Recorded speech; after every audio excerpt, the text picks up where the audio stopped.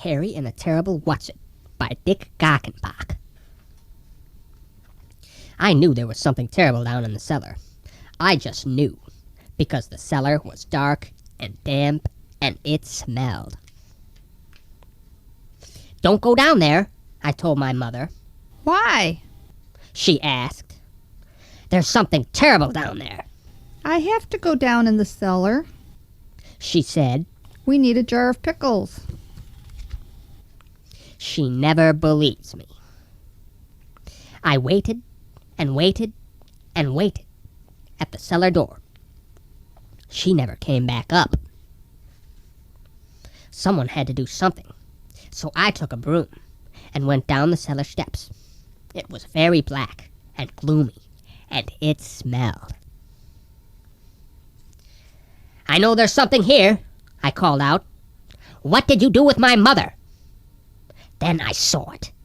A double-headed, three-clawed, six-toed, long-horned Whatzit. It was hiding behind the furnace. "Where is my mother?" I asked it. "The last time I saw your mother," the Whatzit said, "she was over by the pickle jars, runt." I was sure the Whatzit was lying. "What did you do with her?" I shouted, and I gave it a swat with a broom. Wham! That made the Whatzit really mad, and it came after me. So I swung the broom again. Wham! The Whatzit didn't like that at all. It climbed up on the washer, and I hit it right where it sits down. I noticed the Whatzit was getting smaller, and when I pulled its tail, it got even smaller. Now the Whatzit was down to my size. "Okay, you better tell me what you did with my mother," I said, "or else."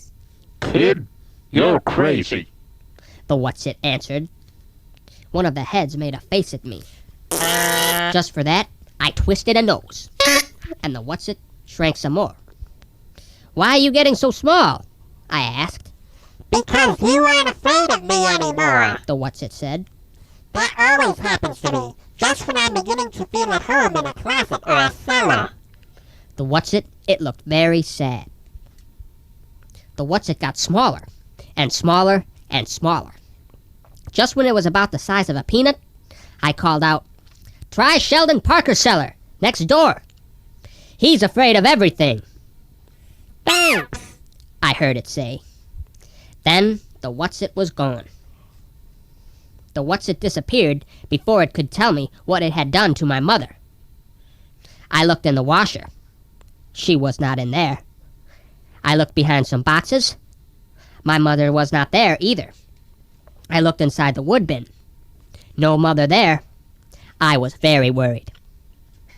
Then I found her glasses beside the pickle jars. But what had happened to the rest of her? I was searching for more clues when I discovered the back cellar door was open. I looked outside, and there, in the bright sunlight, was my mother picking flowers. Boy, was I glad to see her. "I found your glasses in the cellar," I said. "Thank you, Harry. She said. But I thought you were afraid of the cellar." "Not anymore," I answered. "The Terrible Whatzit is gone. I chased it away with the broom." "Well," she said. "I never saw Whatzit down there." She never believes me. I helped her carry the pickles into the kitchen, where she gave me some milk and cookies. "You know what, Harry?" my mother said. "I will never worry about a Whatzit as long as you are around." Maybe she did believe me. Later, I heard an awful yell coming from the house next door. I'll bet Sheldon looked in the cellar.